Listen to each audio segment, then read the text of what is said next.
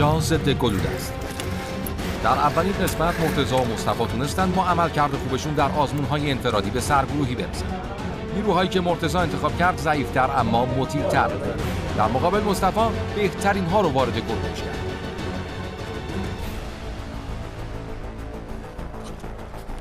اما در اولین مأموریت ضعیف‌ها با فرماندهی خوب مرتضی کار قوی‌ها رو ساختن و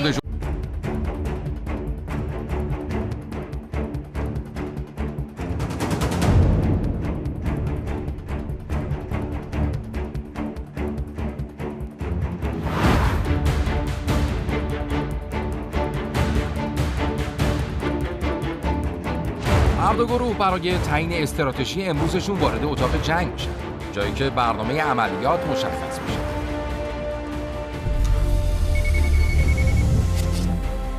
هدف مصطفی و بچه‌هاش تسخیر دژ در کمتر از 40 دقیقه است. مدافعین 2 دقیقه قبل از اونا به دژ میرسن تا طبق نقشه در موقعیت‌های خودشون مستقر بشن.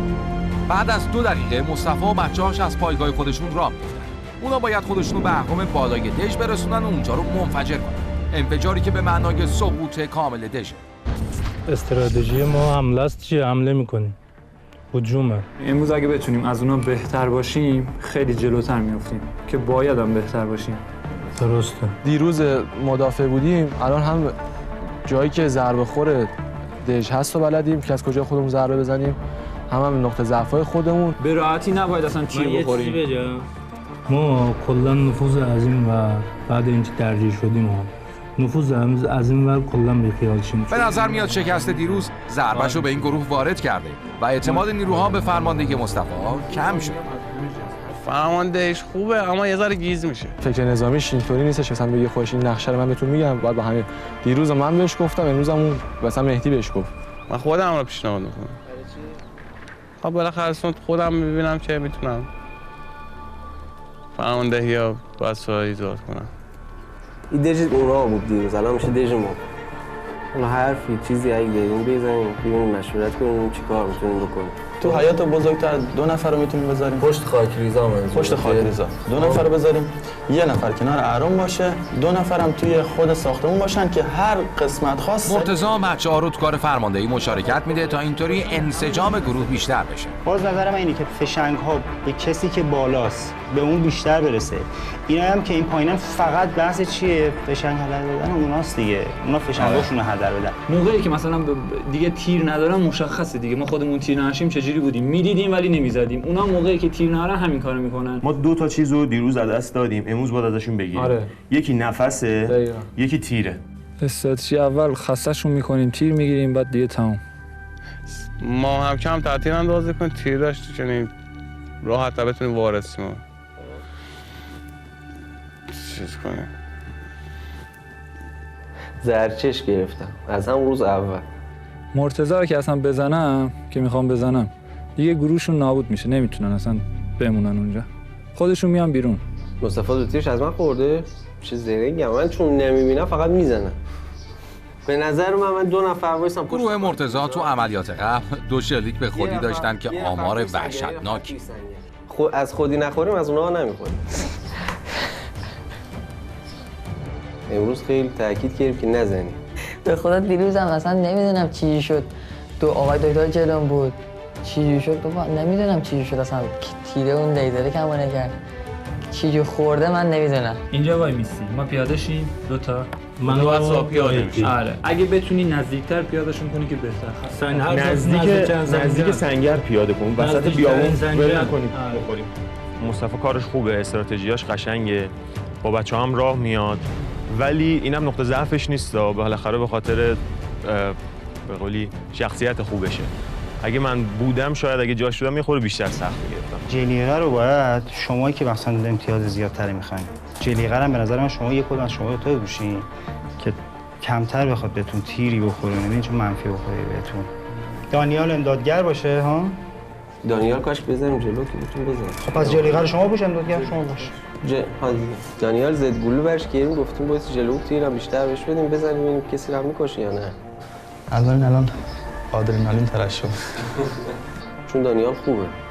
از اینجا شروع میکنیم، میایم اینجا نزدیکترین سنگری که پیدا شد مهدی و بیت الله پیاده میشن، دوباره دور میزنیم میایم اینجا، من و شایانم اینجا پیاده میشیم، تو هم با ماشین میای اینجا پشت ماشین سنگر میکنی از همینجا. جلیقه ضد گلوله باید تن نیروی خط‌شکن مهاجمین از یه طرف و مدافع فعال دژ از طرف دیگه باشه. بسته امدادم باید دست تر و فرز ترین نیرو باشه، کسی که حاضر باشه جونشو به خاطر بقیه به خطر بندازه. امدادیابی خودمون قبول کردیم دیگه، این کسی زیر بارش نیمه گفتیم بالاخره چیکار کنیم. مردان سخت مال روزهای سخت. امروز استراتژی خوبه ولی اگر عمل بشه که ان شاءالله بچه‌ها عمل کنن. یه شکست میتونه روحیه یه تیم رو نابود کنه. این وظیفه فرمانده است که بعد از شکست دوباره گروهش رو احیا کنه. عین دیروز موفق باشیم راحت. میبریم بهت قول میدم. ببین یه چیزی بهت بگم، این دید اشتباه. ما دفاعمون هم با همین دید شروع کردیم. گفتیم اینا فسقلی ان، اینا اینطوری ان، اینا نمیتونن زدن ترکوندنمون.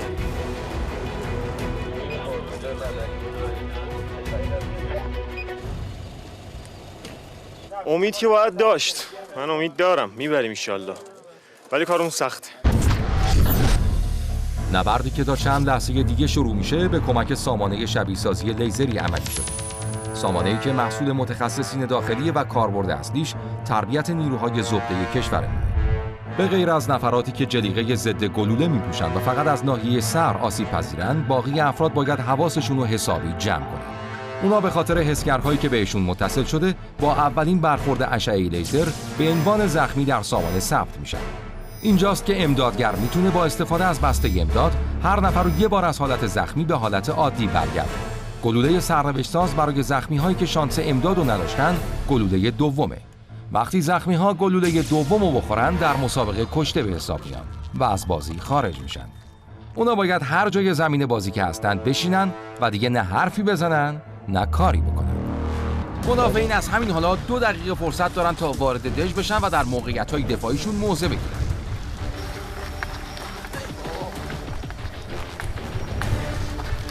خدایی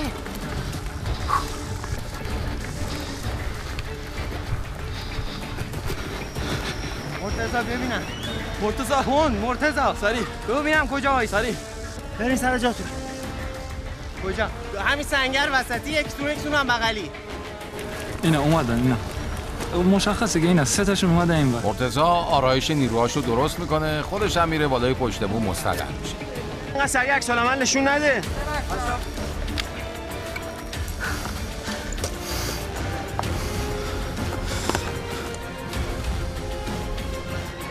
مهاجمین برای شروع حمله لحظه شماری میکنن. 2 دقیقه تموم میشه و مصطفی و نیروهاش به راه میفتن. جایگیری نفرات داخل ماشین اصلا خوب نیست و عقبی‌ها کاملا در تیررس. همین مشغول آب خوردن و پاک حواسش پرت شد. همین دارم میبینم. باری کلو. مرتضی آقا مرتضی با ماشین دارن از راست میانا. آره. نفس عمیق بکشید، نفس خالی نکنید. مرتضی فکر کنم از اون ور حمله میکنن. برگردی و یه خورده حواس تو ماشین و بکشین راست. هیچکی انتظار نداشت ماشین از اون سمت. همین هم آرایش مدافعین رو به هم می‌ریزه. بغل موتور من پیاده میشم. از این ور میان. بیان این ور. خوبه. آقا نگهر داره همینجا پیاده میشی. به اونجا مهدی. سرتو قایم کن. پیادش این طرف تیر هستی. بری. پیاده شدی. پیاده نشو. برو. با پیاده شدن 2 نفر بین راه اوضاع پیچیده‌تر هم میشه. این گاز نمیخوره. سرتو تکون بده. سرتون تکون بدین. علی از این ور داره میاد. مرتضی. اصلا. دانیال با جایگیری خوبش اولین نفر رو توی ماشین میزنه. بچه‌ها بریم پشتی تو.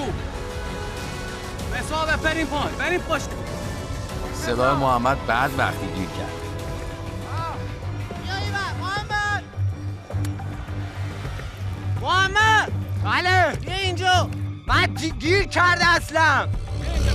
پخش شدن مهاجمین به نیروهای مدافع اجازه نمیده تا روی یه نقطه متمرکز بشن. کیه پشت فرمون؟ دانیال خیلی خوب داره پشت خاکریز جابجا میشه. رفت و آمدش لب خط همه رو پشت زمین گیر کرد. بیا این طرف. میگم گیر کرده از محمد همچنان با صدایش درگیره. شرایط واقعی همیشه تو مسلحه اصلا. همیشه مسلحه. مرتضی پایین اومده؟ نه کنار شاسیه. این پایین جلو ما نمیدونی کیه؟ بذار ببینم. بیا وسط. محمد داره میبینه. بیا ایوان.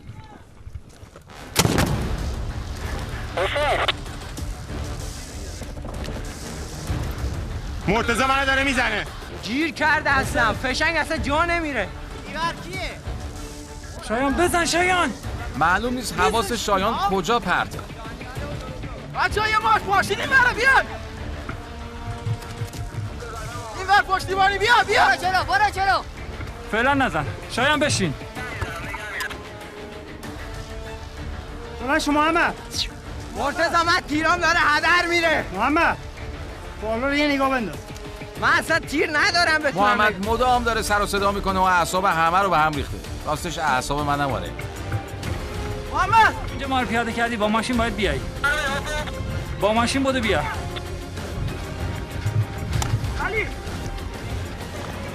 حسین میره سراغ ماشین تا به سرعت خط دفاعی رو دور بزنه. دانیال شایان رو میزنه. چیزی نمونده بود تا کار شایان رو یه سره کنه که مصطفی اومد و از پشت دانیال رو زد. امداد یه دونه زدم و برو بزن یه دونه رو. بابا یه دونه زدم. من زخمی شدم. زخمی شدی؟ آره. چرا جلو رفتی آخه شایان؟ چرا جلو رفتی؟ کی بهت گفت برو جلو؟ اعصاب مصطفی از اشتباه شایان بد جوری به هم. بهت گفتم الکی واسه خودت نرو. قرار بود 20 دقیقه اول تیر بگیریم ما. پاشدی واسه خودت رفتی جلو. گفتم میخوای خراب کنی. تو میگی بزن. بهت گفتم همینجا وایسا بزن. اومده بود بالا. اینو بزن میرم. دانیال بسته امدادو میگیره و گلوله خورده‌شو پاک میکنه. یه دونه تیر خوردم حسین. اگه حسین به فرماندهش و مصطفی امداد نرسونه با یه تیر دیگه کارش تمومه. بیت الله با پشتیبانی مهدی پیشروی میکنه. شایان یه دونه اومد بالا یا شایان.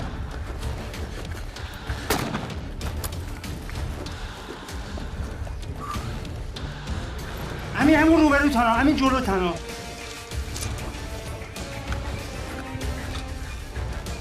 بالا نرو. همین وسط میدون جنگ تازه میخواد از دکل بره بالا. تیر نمیزنم. بچه‌ها شما تیر نزنین. حسین تو کجایی؟ حسین که رفته بود تا دژ رو دور بزنه حالا مجبور برگرده جای قبلش تا به بقیه امداد بده. شایان تفنگت بالا رو میزون کن. دارم. بالا رو میزون کن. مرتضی داره میره بالا. علی بیا اینور. علی بیا. تفنگتو فیکس کن یه جا بچسبون بالا. علی اینورش کسی. بزنم شانه مصطفی. الان نه اونجا نمیخوره. حسین بودو بیا ما هر دوتامون تیر خوردیم. حسینم که هی میچرخید دور، نمیدونم قضیهش چی بود، هی با ماشین میچرخید، انگار بیشتر اومده بود دور. یه امدادگر نباید از منطقه درگیری فاصله بگیره. حسین اما از جایگاهش راضی نیست و نمیخواد این حقیقت رو قبول کنه. حقیقت تلخه ولی قبول کنه. محمد سری باش. محمد همچنان سرش به صدایش گرمه. فعلا بازش کرده اما معلوم نیست تا آخر عملیات بتونه جمعش کنه. کی بره علی؟ من هستم و همین. این بره کی اون بره. حسین ماشین رو بعد جا پارک کرده. دانیال خیلی راحت اومد بالای سرش یه تیر بهش زد. حالا امدادگر خودش امداد لازمه. قدیما دکتر میرفت پیش دکتر، حالا امدادگر میره پیش امدادگر. بیا اینجا. سری باش. آره. حمله غافلگیرانه اول کاملا شکست خورده و مهاجمی دیگه باید به فکر یه نقشه دیگه باشه. دانیال یه تنه همشون رو متوقف کرد. حسین با ماشین بیا. مرتضی چی دیدی؟ مصطفی بزنمش نردبونو. نه نردبون نمیخوره. اینجا قایم شو پشتش. حسین من هستم. مرتضی رو چند بار سعی کردم بزنم ولی نمیخوره. نزن دیگه، بس تیر خالی نکن، فقط تیر بگیر. انگار از اون بالا یه چیزی دیده. داری میره سر وقته. بیت‌الله شانس آورد. این پسر خیلی سریع جابجا میشه. ترکیب مرتضی و دانیال میتونه مهاجمین رو پشت خاکریز نگه داره. مرتضی بود. نتونست بزنه. آقا از اونجا نمیشه زد که. از رو نرده چرا داره میزنی؟ فکرش هم نمی‌کردن حریف اینقدر سرسخت از رو باشه. نرده که نمیشه زد. حسین بله یه دونه رو بیار واسه من. ها یه دونه رو بیار من بخورم مردم ها. بودو بیا اینجا پشت. آقا اون حسین بالاخره بسته امداد رو به مصطفی میرسون. دانیال اومده لب خدم‌ها، معلوم نیست حواس شایان کجاست. بزنده شایان بزنش نمون نشسته ما را نگاه کنه. کجا چی رو داری نگاه میکنی؟ امداد میخوام بزنم. امداد چی رو نگاه میکنی؟ دعوای مصطفی و شایان یه مرحله قبل از درگیری فیزیکیه. هر سه بسته امدادشون رو همینجا استفاده میکنن و از اینجا به بعد دیگه دستشون برای پاک کردن تیرا خالیه.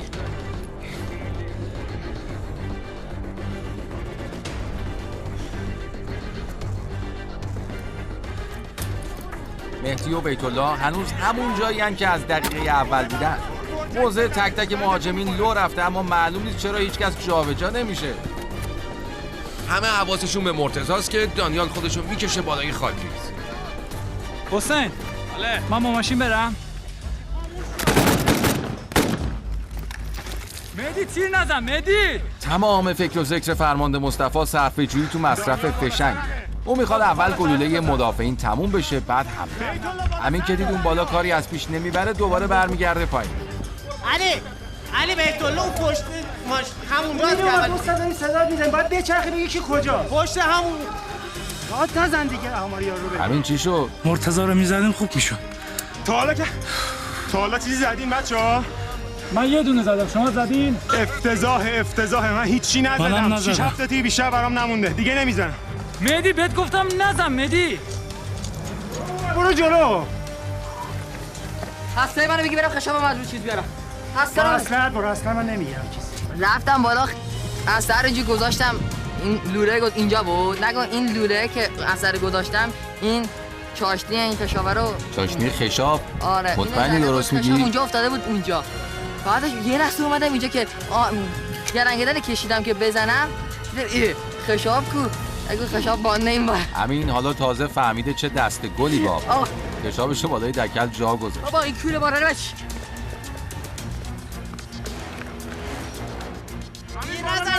نرو همین بالا نرو همین بالا نرو. مهدی میخوای چند تا بدم بهت؟ چند تا داری؟ من زیاد دارم. بیا 3 تا بهت بدم. آفرین بیت الله مهربان. 2 تا بدم 3 تا. 3 تا بدی خوبه. مدیریت کن نزن اینجوری. بعد زدی. آره مدیر خوبیه. دارم یا مصطفی خاکریز بزنم. دانیال خیلی راحت رفت بالای خاکریز و برگشت.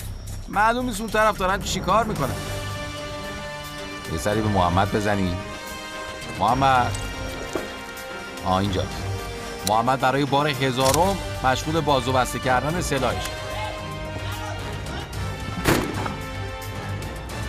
بیت الله و مهدی انگار یادشون رفته که برای چی اینجا. زمان داره میگذره و هنوز حتی یه نفرم نکشتن. محمد که میبینه کاری برای انجام دادن نداره یه بار دیگه میره سراغ سلاحش تا رکورد بازو بسته کردنش رو بهتر بود. آقا شایان بالا شایان نزن بمون بالا. حسین تو هم فیکس شو بالا قشنگ. مرتضی همینطور ایستاده لب پشت بوم و داره واسه خودش دیدبانی میکنه. عجیبه که هیچ کس تیری به سمت شلیک نمیکنه. بیت الله چیکار میکنه؟ آقا قابل بدونید یه تیرم سمت ایشون بزنید. مرتضی سیخ وایساده چرا هیچکی نمیزندش؟ سویچ بده سویچ دست من نیست. میخواد شلیک کنه بیا پایین. مرتضی از اون بالا حالت تیراندازی میگیره و پایینیا رو میترسونه. مهاجمین کاملا در لاک دفاعی فرو رفتن. بعد زمینگیر شدیم بعد. طور دیدم بیرون. بیا بیرون. بیا. اومدم. بچه‌ها یکی تو دره محمد تو دره. معلوم نیست مصطفی چه نقشه‌ای تو سرشه که دوباره رفته سراغ ماشین. مرتضی پشت این سنگر روشن شو. میمونه پا. با بلند شدن صدای حرکت ماشین توجه همه به جاده جلب شد. برو سر چات. هدف مصطفی فکر کنم حروم کردن تیر مدافعین بود، اما کسی بهش شلیک نکرد. حالا اینا قابل ندونستن. نزنی یا همین. درست. مثل اینکه مصطفی نمیخواد دست خالی برگرده. امین اصلا از پشت خاکریز خبر نداره. همین پشت سره.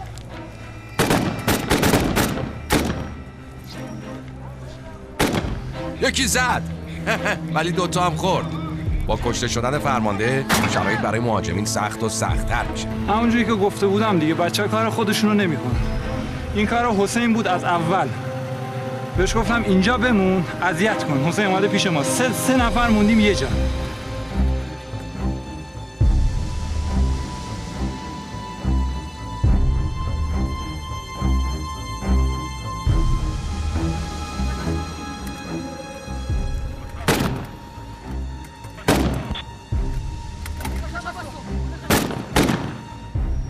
مهاجمین کاملا سردرگمند و هیچ نقشه‌ای برای رسیدن به دژ ندارن. راه رفتن بیخیال مرتضی بالای دژ اعصاب همه رو خورد کرد.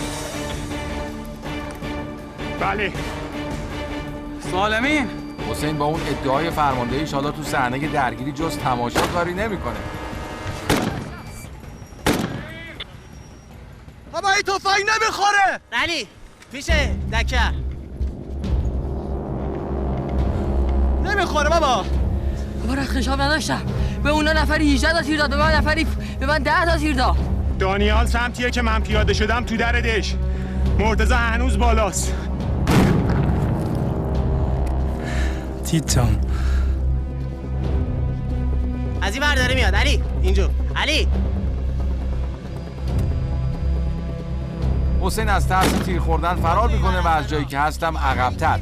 همین حواست باشه. محمد گرمای هوا تو ظل تابستون تو این بیابون همه رو به زحمت انداخت. امین به مدافعین اونقدر سخت گذشته که 20 دقیقه رو 40 دقیقه حس کردن. میگید نه؟ گوش بدید. 3 دقیقه دیگه تمومه. یه نیرو کمکی اینور نداری؟ تای مسابقه که من نمیدونم از کی تنظیم کردم، ولی همون لحظه که آماده شدیم با استادیم دیگه من ساعتمو زدم.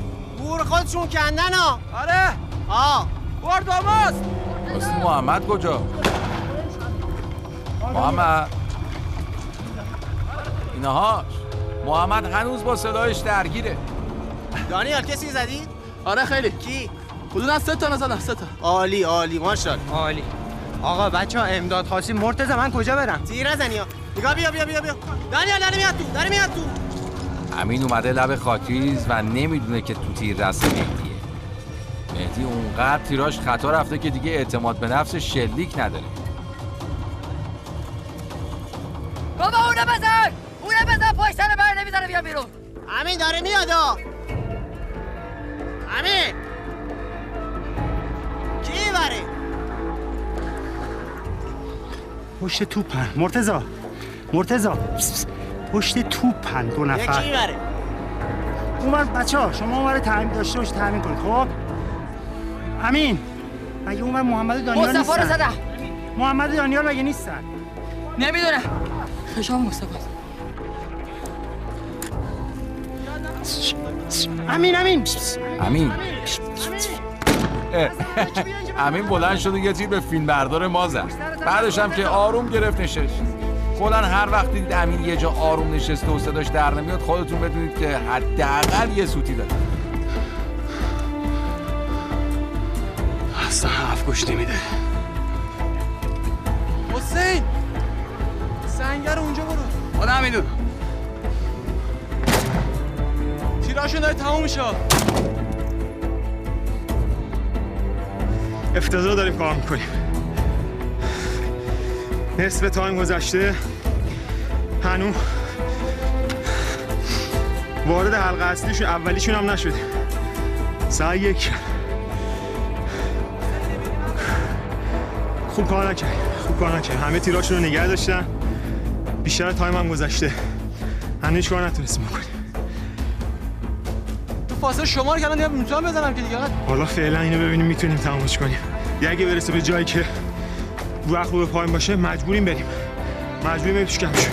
مدافعین به خیال اینکه چیزی تا تموم شدن وقت باقی نمونده شروع کردن به شلیک‌های بی‌ادب. این اشتباه خطرناکیه. بچه‌ها یه خبری، یه چیزی، یه حرف بزنید. بیت الله میبره. از این ور میخواد بیاد. بیت الله کجاست راستی بچه‌ها؟ بیت الله تو سیم خاردار گیر کرده و بعیده بتونه تا اونجا بیاد. مصطفی! مرتضی داره این بالا رجس میخونه تا مهاجمین تحریک به تیراندازی بشن. خدا بیامرزتی.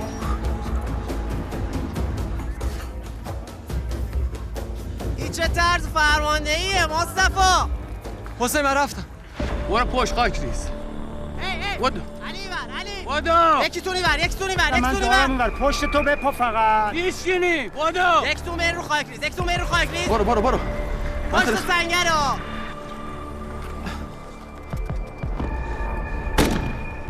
شایان تا لب خاکریز اومد اما اونم جرأت رد شدن نداشت. حسین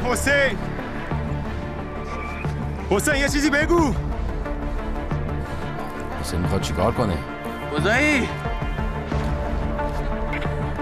من شایان زام مصطفی نمیدونم کجاست. اون دوتا دیگه چی؟ شایان، بیت الله. همین زام آقا مرتضی پشت سرمونن آقا مرتضی.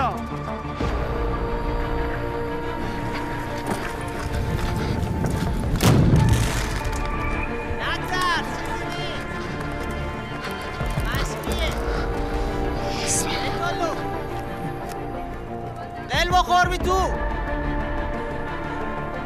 وقتش بیا دیگه بیت الله. دشمن اسم دشمن صدا میکنه. بلده. بالاخره حسین تصمیم میگیره اولین دودزار رو پرتاب کنه. این میتونه یه نشونه برای شروع عملیات باشه. نزن علکی.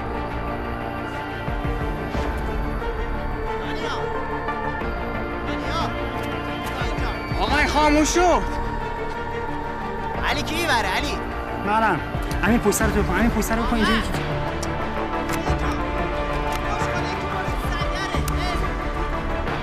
خبر نیست. یکی پشت سنگر ها.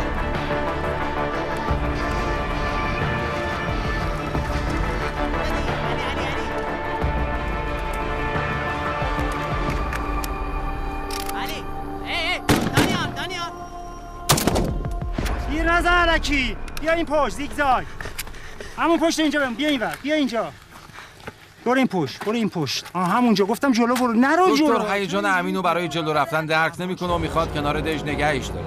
بالاخره هرچی نباشه 17 سال اختلاف سن دارن. باید هم درک نکنه. ماتانا. همینجا.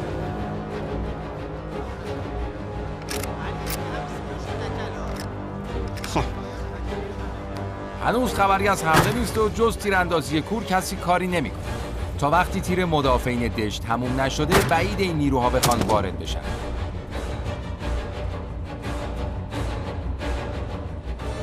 مرتضی همینطور این بالا داره قدم رو میره و ازشون تیر میگیره. حسین مهدی. انگار شایان دیگه خسته شده و میخواد از خاکریز رد بشه. مهدی فقط یه تیر آماده کن برو. یه تیر درست. برای چی میخوای؟ با هم میریم. چقدر مونده؟ 10 متر جلوتر 2 نفرم با هم میزنیم. بذار سلامو تست کنم.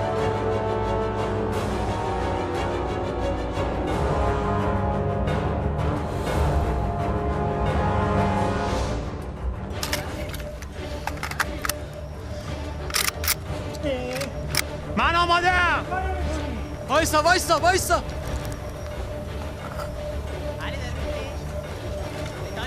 دانیال سمت راست نگاه کن.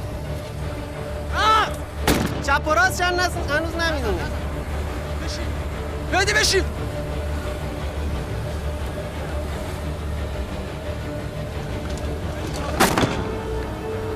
کاور کن من میرم. نمیخوره. تا حالا یه خشاب به سمت مرتضی تیر زدن اما یکیش هم نخورد. بیا تو. بریم. شایان اومد. با سر و صدای بچه‌ها شایان ترسید و عقب نشینی کرد. حسین که داره سر شایان داد میزنه. همین آقا. آره. خودش از پشت سنگر جام نمیخوره. مهدی برو من حواسش پرتم برو.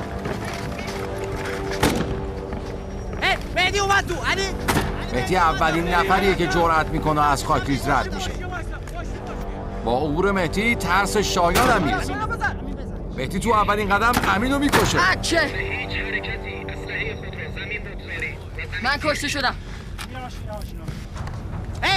جلوت مهدی دکترم زد. حالا ورق به نفع مهاجمین برمیگرده. تو درو بزن. امداد تو درو بزن. امداد. الان بهترین فرصت برای اضافه شدن بقیه است، اما حسین فعلا ترجیح میده جلو نره. چرا؟ من با این نمیتونم بزنم. بیت الله کلا از جریان بازی خارجه. نه تیری میزنه نه تیری میخوره.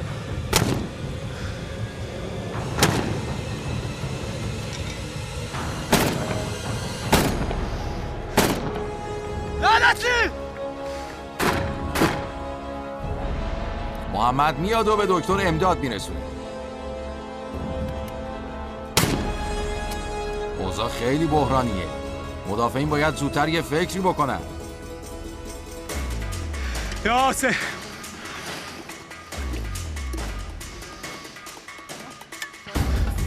تو درو بزن من برم تو. نرو حالا.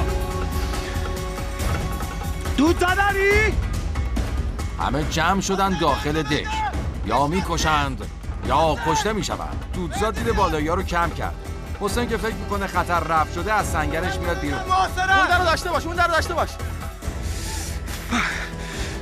البته با اولین تیر نظر حسین عوض شد و از خیر حمله گذشت. بیا امدادتو بگی برو. شایان دانیال داری؟ آره. دش کاملا در محاصره است. اگه بیت الله و حسین هم جرأت بقیه رو داشتن تا حالا کار یه سره شده بود. میدون مبارزه سنگ محک آدماست. اینجاست که معلوم میشه فاصله 7 تا عمل چقدر.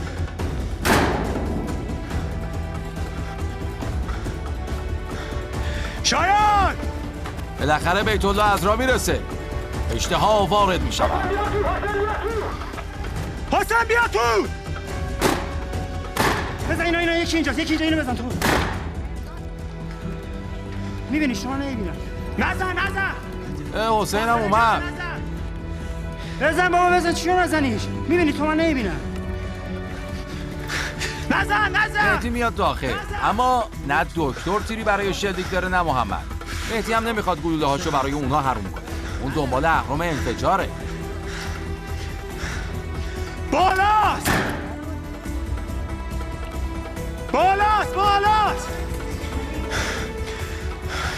مهدی با حمایت شایان میره بالا. معلومه که مرتضی و دانیال هم گلوله‌ای نداره. اونا با خشاب خالی چاره‌ای جز تماشا ندارن. در کمال ناباوری مهاجمین به محض عبور از خاکریز موفق شدن دژ رو تسخیر کنن. مرتضی و نیروهاش به خودشون باختن. اونا گلوله هاشون رو هدر دادن و راه رو برای نفوذ مهاجمین باز کردن.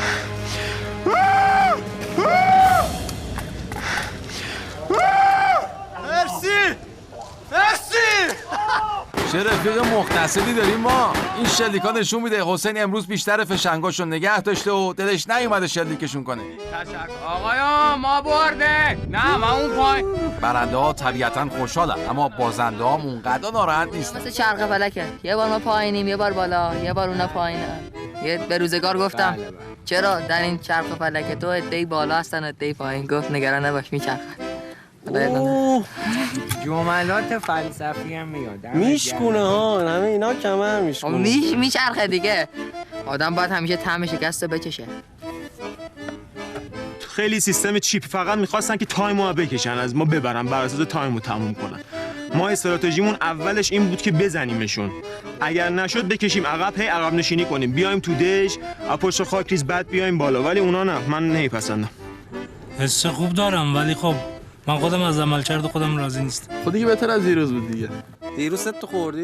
نه این دیروز دقیقه اول همش ما پیشرفت داریم تو گروه. یعنی روز به روز ما داریم پیشرفت میکنیم. جوانگرایی همین. ایشال ما سال دیگه نتیجه میگیریم. امروز اصلا یه دونه کشته دادیم فقط تیرمون تموم شد دیگه. تازه زنده هم میشه. اونم تازه اسلحه من خراب. زیادم میاد. من خودم با خودم حال کردم. باور کن اصلا زدن انتظار نداشتم. خدا شاهد. ولی به خدا به خاطر شما کردم. نفسم بالا قبولت دارم. بله من جایی نبودم خودم اخراج می‌کردم. چرا؟ چی؟ فرمانده باشه. خب تو بهتر نظر میدی. بعد چی آقا؟ چی پس چیه؟ بعد اینا چون بزرگتر هستی به حرف گوش میکنن دیگه. نه آقا حرف شما گوش میکنن. نه خب فرمانده باشه دیگه. اون یه سفره هست نشستیم دور هم میخوریم. ما کنارش میخوریم راضی. 2 تا تیر من برمیدارم، 2 تیر تو برمیداری. 2 تا نارنجک از اونها برمیداریم. یه تیر هم میدیم اونا. با پایان دومین مأموریت دو گروه به پایگاهشون برمیگردن تا منتظر اعلام نتیجه جدول انفرادی باشن. جا خوردم. به ساعت دمید اونجا. مرتضی اصلا انتظار نداشت. اشتباهی مثلا جابجاییمون جایگذاریمون اینا بالاخره بازم برنده شدیم. آره متعش خوب شد. آقا ولی نقشه کلا عوض شد. به 2 دقیقه نقشه جدید بازم 20 دقیقه خیلی خوب رفتیم. 20 دقیقه جلوتر از اون رفتیم وارد دژ شدیم. 29 دقیقه آقا مترجم. 10 دقیقه زودتر از اونا. برا تو با کولا کرد. آره مهدی امروز از هم بهتر بود. دم همه جون گرم یعنی سخت بود ولی ارزید. به شیرینی بعدش ارزید. یه خورده سختی کشیدیم ولی خوب شد آخرش. کسی که اصلا انتظار نداشتم. مهدی خیلی خوب بود. به نظر من مصطفی خیلی خوبه. مصطفی هم دیگه دوست داشت من تو اون منطقه تیر راست باشم. من گفتم من نمیرم ماشین خودت برو. اگه میخوای بره خودت برو. همون زمان تیر خورد. و به نظر من اگر نبود اونجا هر سه تاشون زمین گیر میشدن حتی اگه کسی نمیمرد خیلی کار ما سخت میشد. دیگه ما نمیتونستیم از این ور حمله کنیم. مرتضی خیلی خوب امروز داشت مدیریت میکرد بچه‌هاش. ولی اگر مرتضی نبود قطعا ما تو همون 10 دقیقه رو زده بودیم بهشون. من منتظر بودم مرتضی سلاح آورد پایین من میرم پشت خط.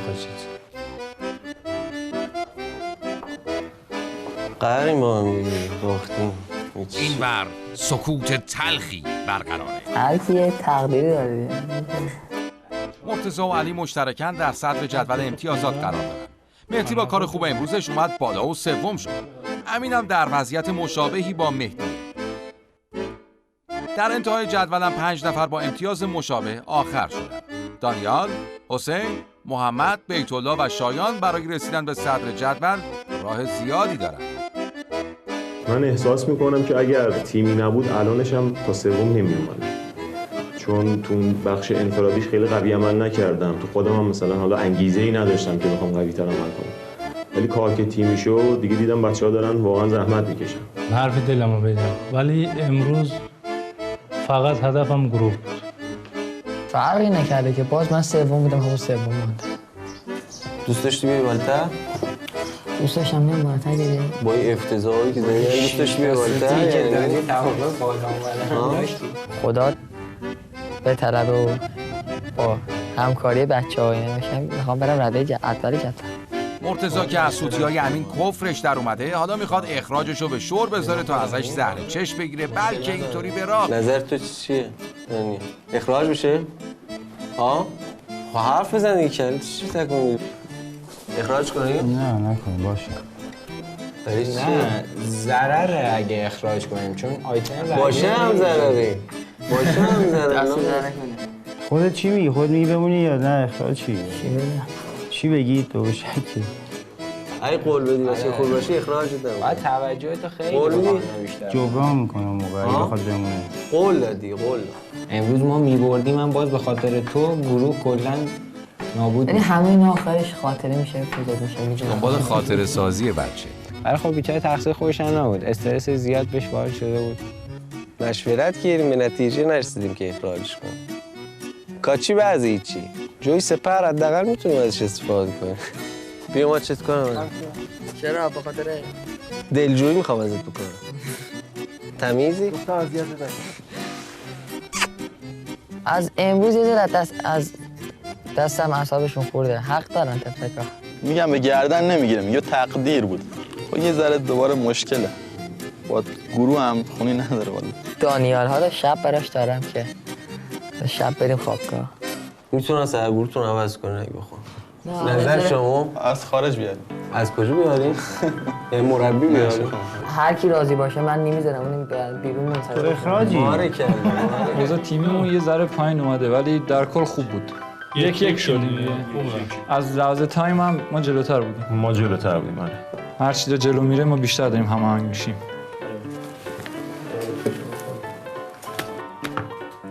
یک دو سه. یالی. میگه عزیزم قاشراسه یخ دردی میده واسه آم دردت سغازده من دوار یاراسه دست به درد نکنه بابا زحمت کشیدی بیشین روش. اینجا میدان مهمات. در جای جای این میدان بسته های مهماتی مخفی شده که هدف جستجوگرها پیدا کردن این بسته هاست.